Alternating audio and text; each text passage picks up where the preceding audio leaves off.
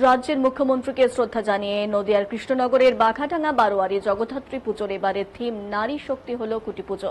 নদিয়ার কৃষ্ণনগর জগৎবিখ্যাত জগদ্ধাত্রী পুজোর জন্য, তাই শারদীয় দুর্গোৎসবের রেশ কাটতে না কাটতেই এবার কৃষ্ণনগর জুড়ে জগদ্ধাত্রী পুজোর উন্মাদনা শুরু। এদিন নদিয়ার কৃষ্ণনগরের ঐতিহ্যমণ্ডিত প্রায় ১৭০ বছরের পুরনো বাঘাডাঙ্গা বারোয়ারির খুঁটি পুজো সম্পন্ন হল মহাসাড়ম্বরে। রাজ্যের মুখ্যমন্ত্রী মমতা বন্দ্যোপাধ্যায় একজন নারী, আর সেই দিকের কথা চিন্তা করেই এবারে বাঘাডাঙ্গা বারোয়ারি চিন্তা ভাবনা নারী শক্তি। এবছর তাদের বাজেট ৩৫ লক্ষ টাকা। পুজোতে এবারও থাকছে বিভিন্ন রকম আলোর খেলা এবং সুসজ্জিত পুজো মণ্ডপ, তার সঙ্গে মায়ের আরতির সময় ১০৮টি ঢাক। সব মিলিয়ে এবছরের জগদ্ধাত্রী পুজোয় কৃষ্ণনগরের বাঘাডাঙ্গা বারোয়ারি বিশেষ নজর কাড়বে বলে জানিয়েছেন।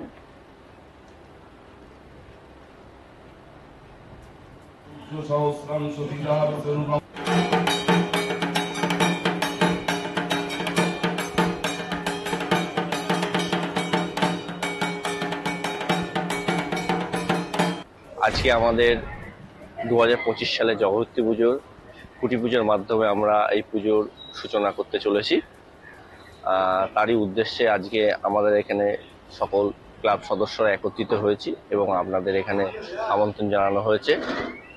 আমাদের এবছরের যে ভাবনা, আমরা নারী শক্তি, আমাদের এবার থিমের নাম আমরা মহিলাদের ওপর বিশেষত জোর দিয়েছি, যেহেতু আমাদের মাননীয় মুখ্যমন্ত্রী মহিলা এবং পুজোর ব্যাপারে তিনি সবসময় আমাদের সহযোগিতা হাত বাড়িয়ে দিয়েছে।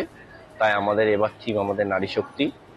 তার সত্ত্বেও আমাদের সব থেকে বড় যে জিনিসটা, আমাদের বাঘাডাঙ্গা বারোয়ারির বাঘামা দর্শনের জন্য প্রত্যেকটা কৃষ্ণনগর থেকে নদিয়া যত দর্শনার্থী এখানে উপস্থিত হয়, সকলে মায়ের এই মুখটা দেখার জন্য অবশ্যই এখানে উপস্থিত হন।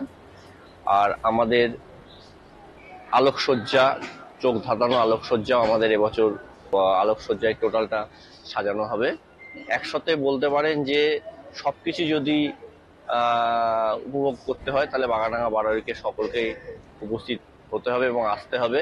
আমাদের আলো থেকে শুরু করে আমাদের ১০১টা ঢাক এখানে উপস্থিত থাকে মায়ের যখন আরতি হয়, এবং মায়ের প্রতিমা থেকে শুরু করে আমাদের থিম সবকিছুই সবাই এখানে দেখতে পারে।